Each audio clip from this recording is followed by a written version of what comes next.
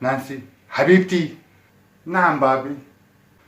بابا نانسي صارحيني، انت مريضة او فيكي شي لا سمح الله؟ لا ابدا ما فيني شي، بس ليش هالسؤال بابي؟ طيب انت حابة او عشقانة شي؟ صارحيني بابي. يا ريت، بس كمان لا. طيب كنتي من زمان يعني حابة شي حدا بعدين تركك وقشطك شي كريك وهلأ انت ندمانة او زعلانة او مقهورة؟ كمان لا. كيف ما في شي تعمليه يا بابي؟ وشغل البيت هذا كله مو محسوب؟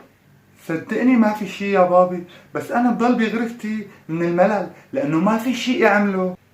كيف ما في شي تعمليه يا بابي؟ وشغل البيت هذا كله مو محسوب؟ بابي انا البيت كله بنظفته وعاملته، مو بقيان علي غير الجلي بس. طيب وهذا الجلي اللي عم تحكي عنه يا بابي هذا مو محسوب من شغل البيت؟ كيف بتتركي الجليات الله يصلحك كيف؟ بابي قلي انت امتى بتقبض الراتب تبعك؟ ليش شو بدك بالراتب تبعي انت بابي؟ بابي مشان تشتري لي علبة سائل جلي، لأنه من كتر ما زدتها مي للعلبة اللي عنا صارت المي اللي فيها صالحة للشرب.